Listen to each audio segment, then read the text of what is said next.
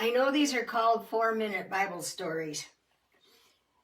And 4 minutes is in here somewhere in the story, but some stories I just have to bring through to completion. And some of them are as long as 10 and 12 minutes. However, this one I hope will not be as long as the last two. So I'm going to try and say it real fast. When Jesus died on the cross, it ushered in a whole new era. And what I mean by that is when Jesus, it says that Jesus said, Lord, into thy Father, into thy hands I commend my spirit. And he gave up his breath, his spirit, his breath, and he died. But just before that, the words he said, it is finished. Well, what was finished? What did he mean by that? He meant that a whole new covenant with God was going to be ushered in. And to show the depth and the meaning of that, it says the sky grew black and the earth quaked. It was a tremendous earthquake, such as never been seen before. And it says the rocks split in half and they fell down from the mountains. And darkness covered the face of the earth for 3 hours. And it was a terrible storm came up. People were screaming and running for shelter the minute that Christ died. Well, I'll tell you what that was. And it even affected the temple in Jerusalem. And that's what I want to camp on for a minute. Because the temple was made up of 2 compartments. There was the first compartment, and then there was the holiest of holies. And there was a curtain between the two, a big, thick curtain. And it says that the earthquake was so strong that it ripped the curtain from the top to the bottom. And it was a thick, thick curtain. But the priest used to go and bring the blood of the lamb behind that curtain into the holiest of holies and set the bowl of the blood of the lamb on top of the Ark of the Covenant. And inside that Ark of the Covenant were all the things that were the representation of Jesus Christ. The 10 Commandments were in there. He became the living Word. Aaron's rod that budded was in there. It says that a branch would spring out of Jesse, and he is the vine, and we are the branches. I mean, a root would spring out of Jesse. We are the vine, and he is the branches. And also in there was the pot of manna. And Jesus said he is now the bread from heaven. And there were other things. I won't go into all the details of what was in the ark. But the priest would go in there with the blood of the lamb and offer it for the forgiveness of people's sins. Because without the shedding of blood, there's no remission of sin. And it says in Leviticus 17:11, the life of sin is in the blood. It has to die. Thus the bleeding out of the blood. But do you realize that all through the Old Testament, Jesus became all these things we were talking about? He was the light of the world. He was in the burning bush. He was in the fire, the pillar of fire that led him through the wilderness at night. Jesus was the rock that Moses struck to get water out of it. Jesus was the lamb that they would offer and sacrifice. Jesus was the manna, the bread from heaven. He became the 10 Commandments, the living Word. He walked right off those tablets of stone and dwelt amongst us and kept them for us.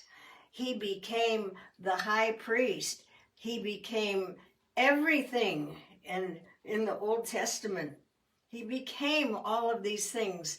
It's like the Old Testament was Pinocchio the puppet. And the New Testament is Pinocchio the Real Boy, if I could compare it to the Disney cartoon like that. So you see, the cross has become the lightning rod that, and you know, testament means covenant. The old covenant, God was showing by this, the old covenant was passing away. All these symbols and rituals and everything were passing away, and it's now all been fulfilled in Jesus Christ in the new covenant. So when Jesus said it is finished, he was talking about the old is gone and the new has come. So when he died, that's what happened.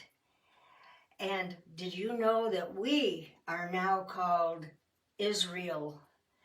Old Israel was going by the laws and the rules, but the new Israel is of the heart. They might be from Abraham, Abraham's seed, but the Apostle Paul tells us, he said, if you belong to Christ, then you are Abraham's seed. Wow, that's terrific. So Israel, did you know the word Israel means prince and ruler with God? So now we are called Israel, but it's gone from the physical to the spiritual. And Paul says, don't you know that you are now the temple made up of living stones? And that Jesus has now become our high priest. We can, when Jesus went back to be with his Father, Paul says, this is in Hebrews, Paul says that he entered not just the holiest of holies with the blood of the Lamb, he went into the holiest of holies, which is heaven itself, with his own blood. So it's his own blood that counts. What do you want, Kitty? I love you too. He says, I'm not listening. Well, I already fed you. So he went in with his own blood. And so now we are called spiritual Israel. Paul talks about it. I say Paul all the time because he wrote most of the New Testament. But it's, we are now Israel. Israel is not just of the flesh, but of the spirit. So we are living stones that make up the new temple. Our heart has become the temple of the Holy Spirit, and we're made up of living stones, and it says that Christ is the chief cornerstone of all of it. I hope I got everything in here, short and concise. I hope I didn't leave anything out. I probably did, but Jesus became the light of the world. He became the living water. He became the bread of life. He became the word that walked right off of those stones, the 10 Commandments. He became that. He became so many other things I don't have time to go into. He fulfilled them all.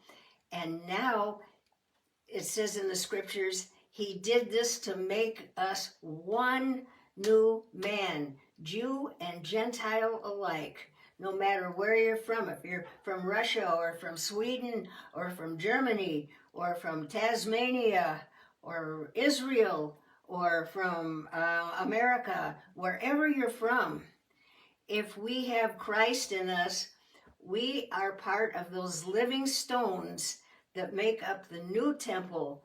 We are now called the new children of God, the new Israel.